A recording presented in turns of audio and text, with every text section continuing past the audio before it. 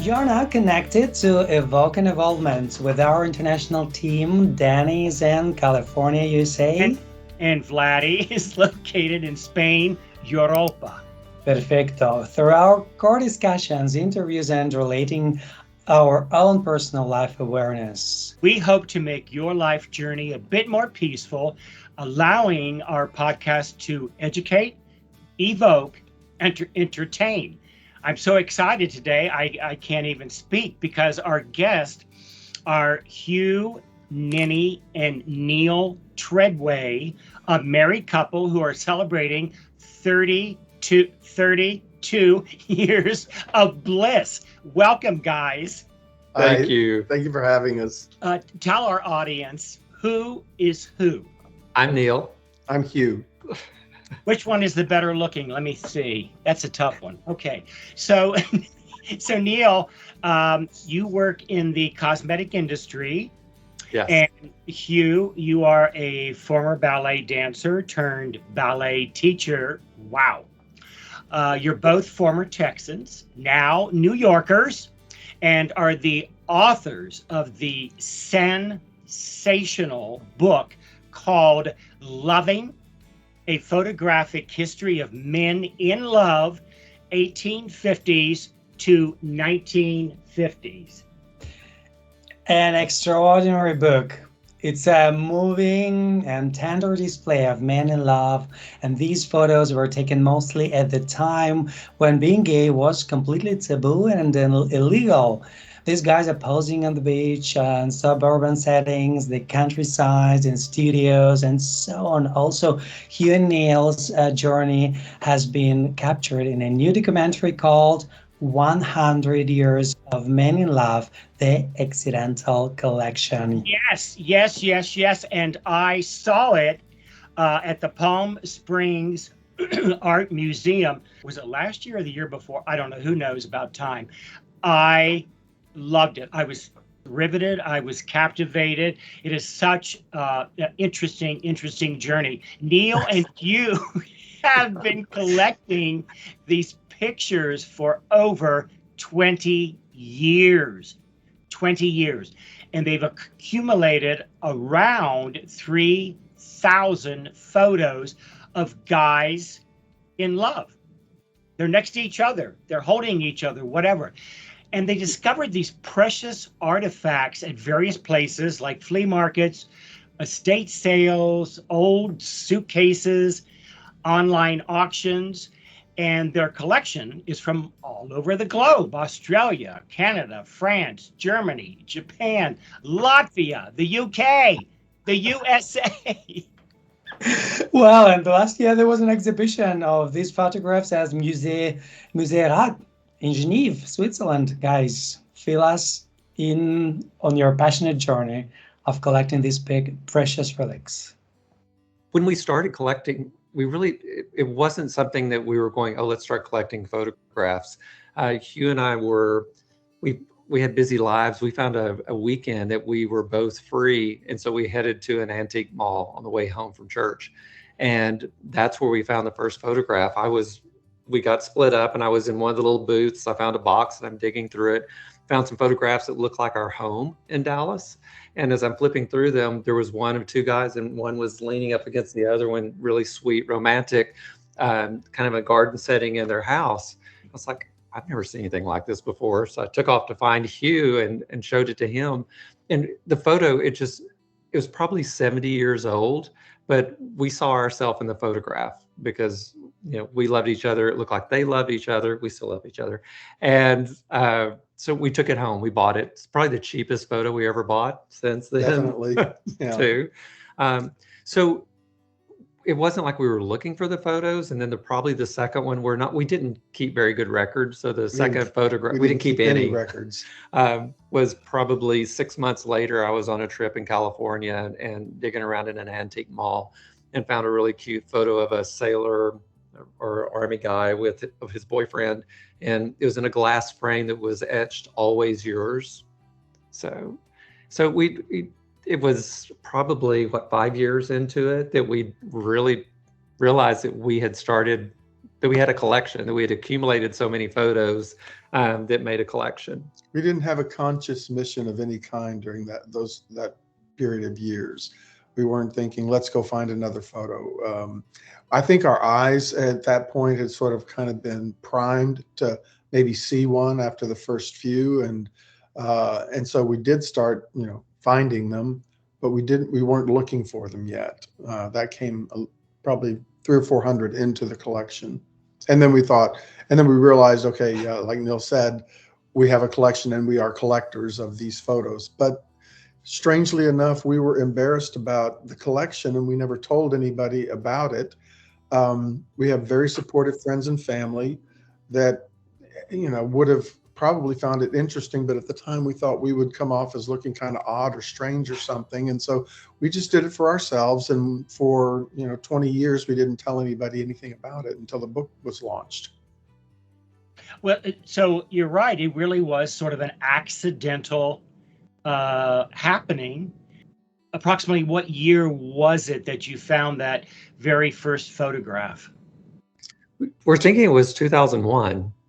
Wow. 2000 or 2001. Yeah, right. Yeah, we're pretty sure because of the company he was working with at the time, and places it around 2000 or 2001. And we kind of look at it that, since we weren't really searching for them, and I think someone actually told us this, they say, well, the photos found you. Yeah. Because, it took someone, we collected them, we're taking care of them, we're the kind of the curators of them and making sure that they have a continued life. But we never realized that's what we were doing. And so we kind of feel the same way. They found us. We really didn't find them. Oh, and excuse me, but we need to keep updating this number because as time goes by, we're now up to over 4,000 photographs. Yeah. Oh my. Guys, I see that you are maybe professional or at least very talented collectors. So what skills, abilities, or qualities should a person have to be very good at collecting things? Because the things I see behind you and the story you told me about them, I see, oh my, it's a talent.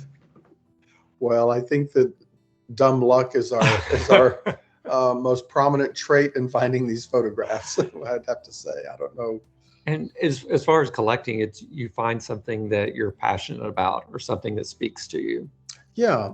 As Neal said earlier, the photos reflected ourselves back to us, and we didn't find that very often in very many places in society or even in the gay community during that time. So it was kind of an acknowledgement of our relationship between the three of us, as in Neal, myself, and the photograph.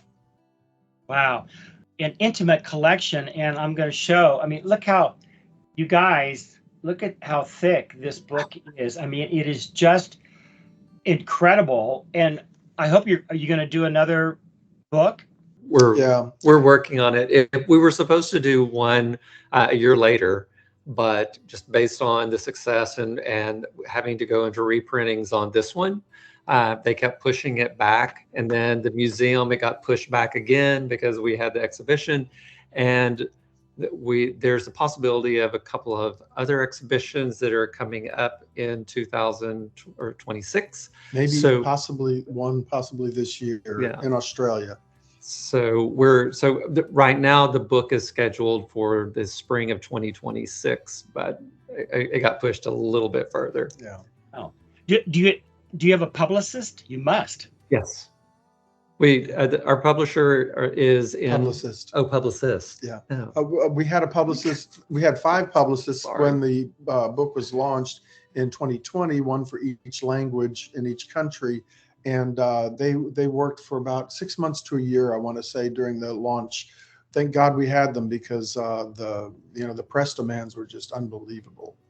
But we took over quite a bit of ourselves. We became the schedulers of our event in the beginning when the book first launched. Because the publicist had never had anything so demanding before. It's unheard of. And we, you know, it was our first and only book. We had nothing to compare it to. So we thought all books launched like that. But anyway. And because of COVID, we had plenty of time on our hands because neither one of us, no one was really working. So we would start with European interviews in the morning, US interviews in the afternoon, and then we had at least 2 or 3 times a week something from the Asia market. No, I was just going to say, do you have any idea like which country is exceeding another country or of sales? France was number 2. Germany is right behind them. They'll probably surpass them this year. And then Italy and then Spain. But of course, US, so the English edition is, number 1 across. Yeah. We sell more in the US anywhere. Canada is the second country, but the English edition is sold around the world. So in the UK and Australia and all the other countries. Wow. So all these beautiful pictures of couples. We want to zero in on you two, a couple in love who met in 1992 in Dallas. How did you meet? So we used to be embarrassed about this story, but now it's so romantic. We met in a bar face to face. We'd never met. We'd never seen each other before in our lives. We spoke very briefly. And well, actually, I have to give Neal all the credit here because we're both very shy people. But Neal came up and introduced himself to me and then walked away. And that was the beginning. I'd started the day I was celebrating a friend who was going away. So we started partying around 12 o'clock in the afternoon and got home about 5 o'clock. And just my best friend and I decided we might go dance it off. So we changed our wardrobe, put my big Texas cowboy hat on, went out dancing. And while we were on the dance floor, I don't know what time it was, I saw something sparkly over the shoulder of another guy dancing, and I thought it was his eyes, but it was actually his braces. But he was just adorable, I thought, just seeing him on the dance floor. He left the floor. A few minutes later, I took off. I went to the bar. For some reason, I got a Dr. Pepper to drink at the bar, and then I went over. I introduced myself to him just really quickly, and then I excused myself to go to the bathroom. And when I came back by, maybe 30 minutes later or so, I slipped my number in his back pocket on a card because they had little cards as I'm going by. And as he likes to say, I groped him. Well, no, I didn't know what happened. I felt somebody touch me in the back. And I turned around to give him a piece of my mind. And I saw him walking away with this big smile on his face. And I thought, oh, I'm going to let that go because he's really cute. And that was it. But it wasn't until I got home that night and I was emptying the pockets of my jeans, and there was this little piece of paper in the back pocket, and it was his.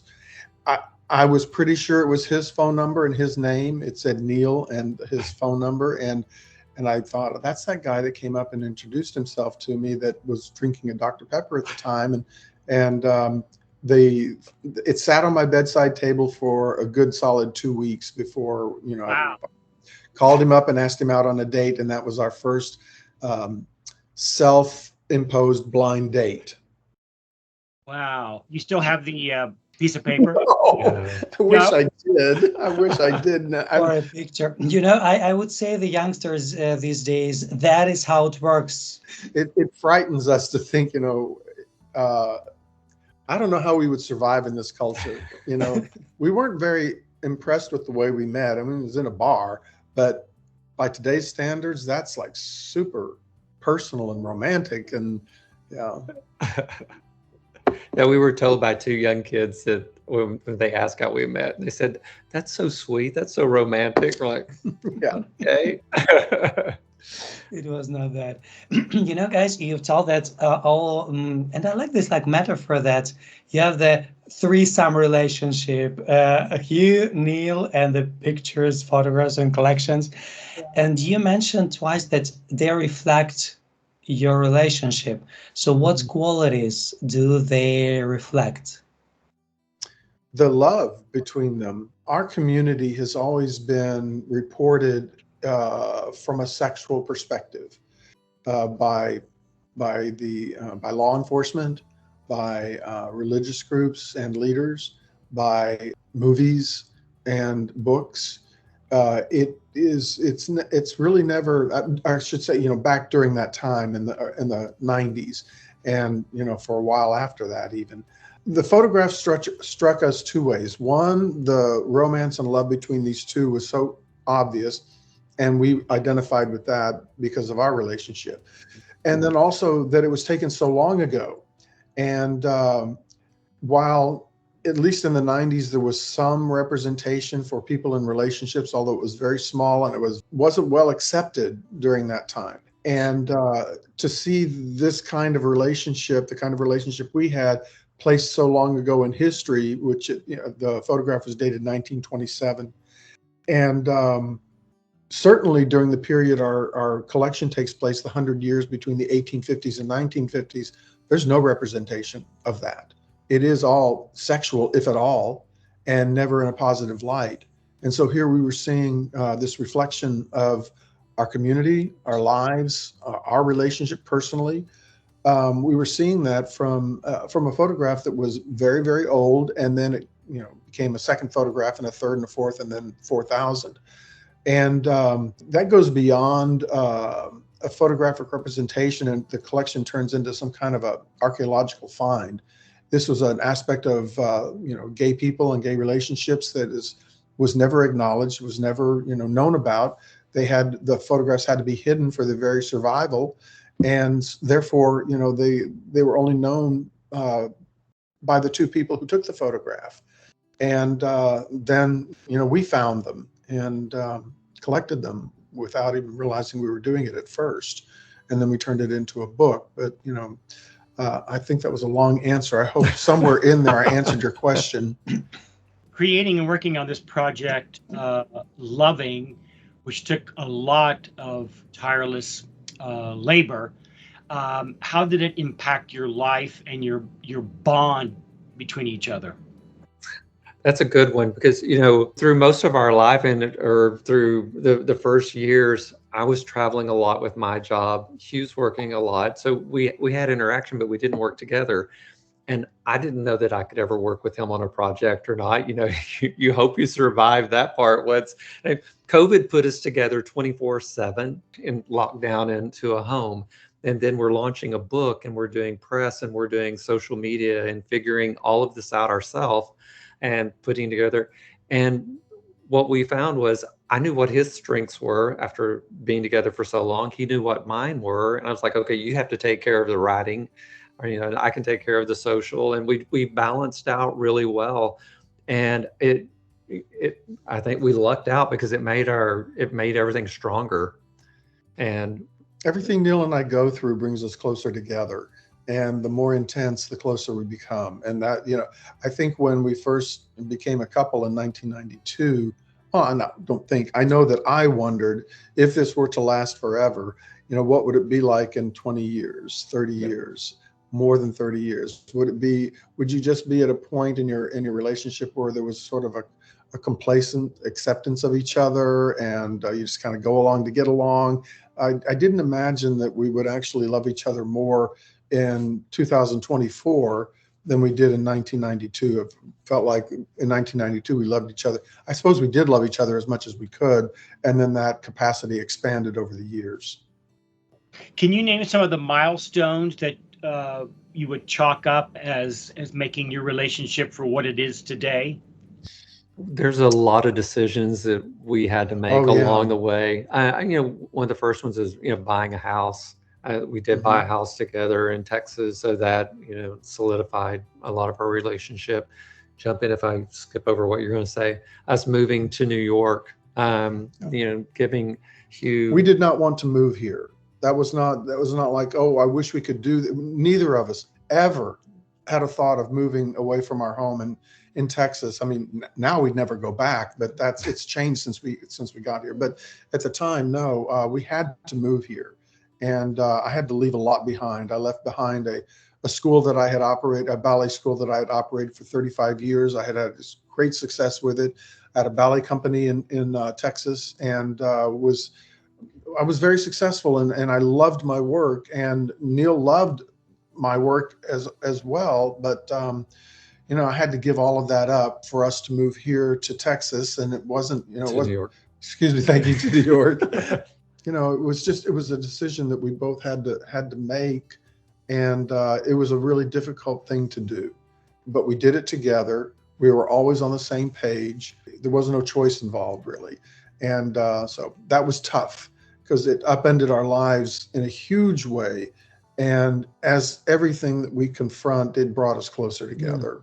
I mean, when you have big changes in your life, that, or a change in a position or with a job. I was with one cosmetic company for 15 years, and they restructured the whole company. I left it, but we were there to support each other the whole time, shutting down everything. I mean, everybody talks about that. Can't remember what's happened in the last 4 years now because of it. I don't know if I'd say COVID brought us closer together, but it didn't. It locked us into the same house for 6 months. It made you no escape for that. But then we started working on the book, Yeah. and really, I mean, we've had a blast with the book. We may have butted heads once, but on something, nothing bad, just like if we did, I don't even remember. Yeah, that's what it's like. Maybe I can't. Yeah. So Neil, do we understand that it was your job that you kind of had to move there?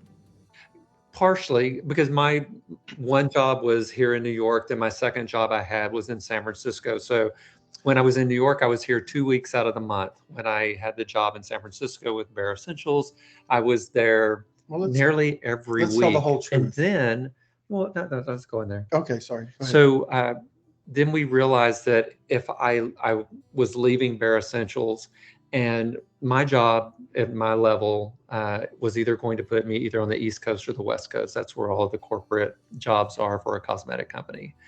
And we were looking at, what does that entail? And if we stayed in Texas and I didn't have that job, there was no insurance. Because you and I got together in 92. In 1996, I was with Bobby Brown Cosmetics. It was owned by Estee Lauder, and Estee Lauder gave domestic partnership insurance availability. So it was the first. I'm uninsurable on the open market. No insurance company would ever touch me. This is a pre-existing story. The ones that you hear about in the news and so forth. I was in a car accident in 1977. And because of that, no insurance company, because of the injuries that I sustained as well, no insurance company would ever touch me. I couldn't get insurance at any price until 4 or 5 years into our relationship. And like he said, his company developed a domestic partnership benefit, and I got health insurance for the first time in my life. And I was at that point in my 40s, I think. And so, the cruelty of the whole situation is that I had to give up everything because we had to follow his job wherever it went so that we could follow the health insurance for both of us. Because even at that point, maybe Neil's not insurable on the open market anymore. He's not knocking on 50. He's not 27 anymore. And so the cruelty of the whole thing is that the year after we got here, the ACA passed and pre-existing conditions could no longer be denied. So I could have gotten insurance if we'd known this and been able to hold out for just 1 year.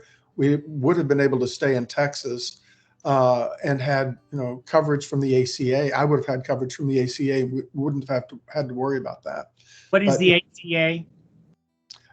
Affordable Care Act, Obamacare. It's called Obamacare. Yeah. So it is what it is at this point because of the direction.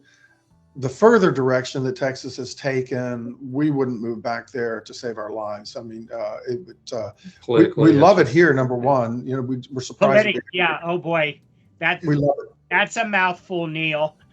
What do you say? I'm sorry. Politically, yeah. Politically. It's a mess there. Yeah. But I think everything they'll say everything happens for a reason.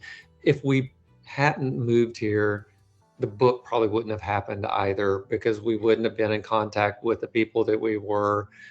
Who knows if we would have still been who knows collecting. I mean, you just don't know. But I think it would have happened, but we'll never know. What year did you move? 2012. So about 12 years now. 12 years ago, yeah. And what part of New York do you live? Upper West Side. We're a block from Central Park. So, I grew up on a ranch. So I have 700 acres a block from the house. I'm really happy. He is too. And we go out for bike rides. It's wonderful. And we're by the Natural History Museum. So if there is a neighborhood in New York, it's very neighborhoody. It's very friendly. The Yeah. people are nice here. Quiet, It's very quiet. Yeah. Well, and what about love? Is it the same in Texas and in New York? Our love for each other. It's our love has stayed the same. It's stronger here, but what we can appreciate and we can share with each other more here is we can walk down the street holding hands. We sit out on our stoop and talk to neighbors, and and I have my arm around Hugh. We didn't do that in Dallas. If we're sitting across the table from each other having dinner, we might reach across and touch each other's fingers. And this is 10 years ago and prior. But here, no one cares. You go into a restaurant, there's two girls there, two guys there, interracial couple over in the corner, and everyone's saying hi, and it's accepted, and we feel comfortable walking down the street holding hands and showing our love for each other. You don't realize how much you self-censor when you live in Texas until you get away from it, and all of a sudden you're not doing it so much anymore. And that's been a little bit of a surprise. I have a question, a nosy question. Have you guys been in relationship counseling? And if so, has it been helpful to you? We were, yeah. You want to do this or? No, go. Oh, well, it was in the first 3 years. 3 years, yeah. Yeah, and it was helpful. So yeah, I mean, as much as we have loved each other from day one, and more at this point than before, the first 3 years were a little challenging, and so we did need some help from somebody, and it worked, and we're happy we did it. One of us had some growing up to do, but we both wanted the same thing. And I am younger, so I can say that was part of it. I needed guidance because, like we were talking, there was no support really for it. So you have your party friends and you want to hang. Just the opposite, actually. It was antagonistic, and it was. Could be. You have mentioned that you can see some changes now in their relationships. So how do you see the gay relationships now, comparing them to the ones you have described, for example, in your book? Well, marriage, I think, has made a big difference. It's not the ultimate goal for everybody, but at least it's now a choice, and you can choose it or not choose it if you want a different kind of lifestyle. But I think relationships are more stable and codified, just because marriage doesn't make a relationship. The relationship has to already be there, but it does codify it in a way to the couple. I know it did to us. We got married when we had been together for 14 years already. And I remember just before we were walking down the aisle, I was saying to myself, this is such a bunch of nonsense, even though I really wanted to do it and everything. But when we got to the moment, I was like, we've been together for so long, we couldn't be any more married than we actually are already. Kind of, why are we doing this kind of thing? And then we walked down the aisle and we said our vows, and it was very emotional. It was very touching, and it did change something in an already very stable, loving relationship. It did elevate us a little bit. At least it did for me. I don't know if it did for you or not. But, I mean, we were already, both of us were all in 100%, and yet 100% became a bigger space than it was before. And it was because we were making vows to each other, but we also were doing it in front of family and friends. That we had family that was there. And so, it's in terms of gay relationships today, I think that with acceptance that has been slow but steady over the years, even before marriage equality, people are more comfortable and free to express their relationships in public and to others and so forth. And the more you do that, the more it becomes real to you. Add on top of that, the equality factor, which I've never felt equal in this country, in a discriminatory country, until that happened. And it finally said, we're taking this one block away one brick off your shoulders now, and you are, in the eyes of our government, you're equal to everybody else. Never been that before. I mean, we lived in Texas where it was illegal to be a couple. until 2006, 3. 2003. Really? Yeah. They could break down our door and drag us out of the house at any point. And we didn't live in fear of that or anything like that. But the fact that they could do it, and they knew they could do it, it coats everything. It's a dark cloud, hanging over everything. It may be far away, but it's up there. Just the progress that this country has made and society has made, global society has made in terms of things like this, has just been very freeing for all of us. And in terms of relationships today, they are, I think, more stable and more, I don't know if they're more loving or not, but. What do you think? Are there any new challenges for relationships now? I don't know. I think all the challenges. I think they're all the same. They've always been. Maybe they're as old as time. Since we're together, we don't know what the challenges are anymore. As far, I suppose if your marriage doesn't work out, then you have to get a divorce, or people get divorces, and so that's a new challenge, I guess, of being married, is staying married. I think that, I may be totally wrong, but with the way that people meet or can meet now, and it's so easy to meet in any aspect on social media, wherever. If you have a hard time with the person you're with, and you're not going to work as hard because there's somebody else that you can go after. And I just say work at it, because you're just going to go through the same problem over and over and over again until you deal with it. And we've worked through everything. So, why not spend it with one person that you can love and work out with that person instead of hopping around everywhere. We lived in Spain for several years, which is where Vladdy and I met. And Spain as a country, even though it is smaller than the USA, has much more equality when it comes to gay people. I just felt a more camaraderie and more acceptance, and especially now when we are so extremely divided in this country of ours. Won't even get started on that, but it's upsetting to me. I would love to go back to Spain. Just from a technical standpoint, Spain got marriage equality way before the United States, I believe, didn't it? Yeah. The first country. It was the first country. Wow, I didn't remember that. Okay, fantastic. Spain. Bienvenidos. Now getting back to your pictures, I want to say we are such a picture-taking society. What do you think makes a couple want to take pictures of themselves? Yeah. Oh, sorry. Go ahead. No, I think it's the newness. It's the love that you want to share in the beginning.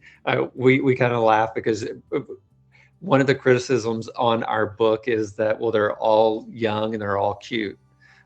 There's a few that are older that are in there, but we looked at our relationship, and we took a lot of photos in the beginning too. When we were young and cute. When we were young and cute. But then we go through, there's probably a 10 or 11 or 12 year span where there's oh wow, that was in Paris in Bois de Boulogne, I believe. 1992 or 3. 1994. It's a blur now. We were young.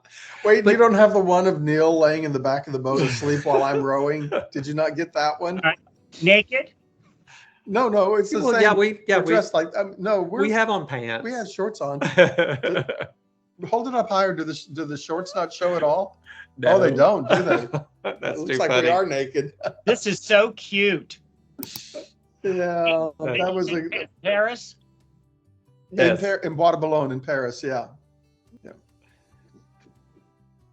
Oh, that's not Neil. Oh, that's my nephew. Oh my God. Oh my God. Oh no. I did at one point in my life. I did have a beard and mustache. That's my nephew, and I wish I looked that young. We just saw him and his wife last month for a family reunion. Oh, that's funny. I have a feeling it wasn't him. Too funny. But there's resemblance. That's Harrison, and he came to New York, and Neal was out of town. So Harrison and I went and got tapas and some wine or something like that just down the street from our apartment. Nice, super nice guy, wonderful person. We have some great nieces and nephews. Yeah. Oh, March yeah. on Washington. You don't have the sign though. But that's good. So that was. You don't have the sign?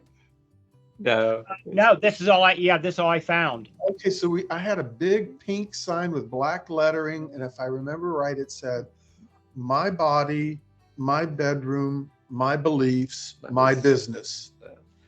It was captured a lot. So this was a fun trip. This was in 1993, and yeah, these are only 2 or 3 of the photos where we're together, because I had a camera and Hugh had a camera, but Hugh lost or left his camera at home, so all the pictures are of Hugh. Oh yeah, what happened to my? I forgot it was. But yeah, that's a kind of a time capsule in clothing as well. You know what? That was an amazing trip, because Washington, D.C. was just saturated with gay people. And that was the first time not the first time, we would walk around Dallas sometimes holding hands, but not very often. But in Washington, D.C. during that was the March in 93, everybody you came across was gay. And so we walked around holding hands all the time without 1 ounce of concern. It was like it was just like living in the, it's a future we haven't arrived at yet, but it was pretty. It was, we're getting closer. For work. Well, is that our second date? That's close to, yeah. The very beginning, we're babies there. That had to be 1992. That's our second date. Yeah. Yeah. Oh, second date. Oh my God. It's the second date that almost ended our entire relationship. So we went to see a film. We went to see The Player, and when we got into the movie complex, and there were like eight theaters in this complex, we were with Neal's friends that I had just met, and I just met Neal, more or less. And when we got to the lobby, I said, "I have to go to the bathroom. I'll meet you inside." And they went in, and I went to the bathroom, and I came out, and then I went in, and we never found each other. And it was infuriating, because I thought, how can they not see me walking up and down the aisle? Neal was waiting at the top of the aisle for me to walk in, and I never walked in.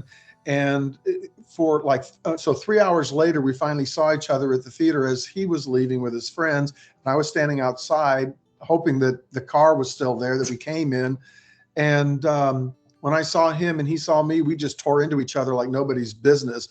Lots of F words, lots of screaming and yelling, and all the way to the car and in the car when it was starting to drive away. And then somebody in the front seat turned around and said, "Guys, did you know that this movie was in 2 different theaters?" So I learned on our second date that he couldn't find his way out of a paper bag. He's a little directionally challenged. Guilty as charged. Oh my God. This is my last photograph. Oh, our wedding. Yeah, I don't know what they did to my hair that day.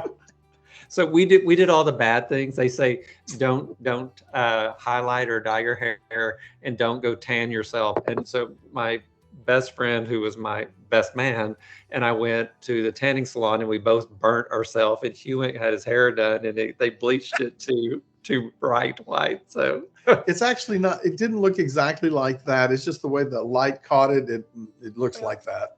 Now, what year is this? 2006, in March. This is Texas. Yes, that was we went to Boston and were officially married, because that's where you couldn't be officially married. And then we had a service at our church, Cathedral of Hope in Dallas, with family and friends. And so that was taken there. Sweet, beautiful.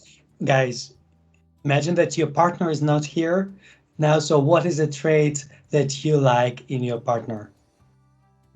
I don't have to imagine he's not here at all. Neal is just... Tell the truth. Yeah, it's easy to do. He's one of the kindest, most thoughtful people I've ever known. And he has an infinite capacity for love. And I'm the happy recipient of that. And And I have to follow that? Okay. Well, it's all right. No. Hugh's one of the sweetest people and one of the most direct and honest people. Keeps me honest and straight. Don't make And it sound like no, that. no, It but makes I it sound mean, like it's like when we No. talk, he just, it's very direct and matter of fact, and and it's what I admire about him, and all of his former students, everyone looks up to him because he's just a wonderful man and he has a great heart. Are you saying he's more like a Maria von Trapp? Oh, Maria? Yeah, kind of, I guess. Yeah. If I was anybody in that movie, I'd probably be Christopher Plummer after his change of heart when he became more of a human being. And speaking of The Sound of Music, name one of your favorite films of all times. I have a new one now, actually. Well, we both have really favorite ones. If it has to do with love, I have two. And one, we had a song from our wedding, which was Somewhere in Time with Christopher Reeves and Jane Seymour. But that was from back in what, 70s or early 80s. Shakespeare in Love, if you go a little bit further. But all-time favorite probably is Rear Window. We just love Alfred Hitchcock's Rear Window. And I recently watched for the first time, which I can't believe it took me this long, Amadeus. Oh, yeah. Amazing film, and I had no idea. So I told Neil about it, and we have plans to watch it together. Just such a brilliant, amazing film. It's a tough toss-up now. I would put Rear Window and Amadeus up there together, like tied for first.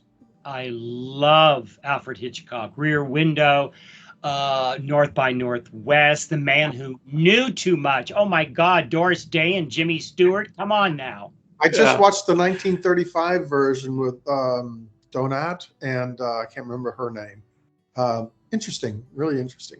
Yeah. Oh, I mean, you can't beat Alfred Hitchcock. My God. Best. All those experiences and images that we have during our lives, like, make part of us, I think. Guys, imagine that in some years, somebody creates a new 100 years of gay love, and they would like to include one picture of your love. Maybe it's not taken yet. If it is, so please share it. If it's not, what would be there in that picture? This one. Oh yeah, you lied. You said you were out of pictures. That was taken. I lied. That was taken at the Rodin Museum in France. Yeah, in 1993. They're all when I had hair. There's another picture of us. What? The picture of us in the Paris Museum with the artist. Oh and yeah, his friend. yeah. So in the Louvre, there's a painting from the 1400s, I think, 1500s maybe, and it's called The Artist and His Friend, and it's two men, and one is slightly behind the other with his hand on the shoulder of the man in front of him, and they just have a look about them that I saw this painting in 1987. Neil and I went to Paris together in 1993. We found the painting and we posed in front of it, and it just all four people, the two in the painting and us two, are looking in some other different direction. We're not all looking in the same direction. Not even in the painting are they looking in the same direction. It's a great photo. I mean, it's a great photograph. I don't know that it exudes the love that we have for each other. It's there, but it's just we like it. Yeah, that's a great choice. I like that. Okay, now when you guys get into bed at night, I want to know, what do you wear, or what don't you wear? And do you have pictures you can send as well? I don't wear anything. And so here's the deal. I'm usually in bed 3 hours before Hugh is in bed, and we love it cold in there. So I usually start off with a t-shirt and shorts on, but by the time I wake up in the morning, and sometimes I know how and sometimes I don't, I've stripped down because it gets too hot.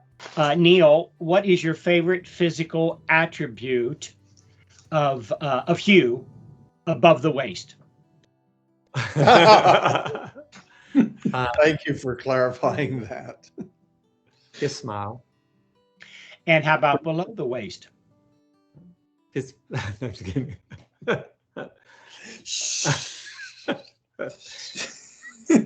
He has the best legs. We're not answering that He one. has the best legs. There you go. That's good. Okay. Hugh. Oh, What favorite physical attribute for him above the waist? Well, it has to be those big blue eyes, doesn't it? Oh, yes. Gorgeous. Now below the waist. His legs. Well, and I see that there is a good expectations about pictures now in our podcast. So please check our new genre, podcasting pictures. And well, guys, name one word or short phrase to describe Hugh, Nini, and Neal Treadway together. Loving. Oh my God, that's a perfect ending. Oh my God. Thank Okay. you, Hugh and Neal, for your time today. Wow, this has been really lovely. And thank you to everyone out there who joins us for this episode of Evo. And do comment on our episodes. We read them. We read every single one, and stay tuned for our next episode, which is coming very shortly. And please subscribe and like us as well. Adios Ciao. Thank you very much. from Spain, California, and the New York upper City. west end of New York. It's New York, baby. Thank you. Thank you, guys. Thank you.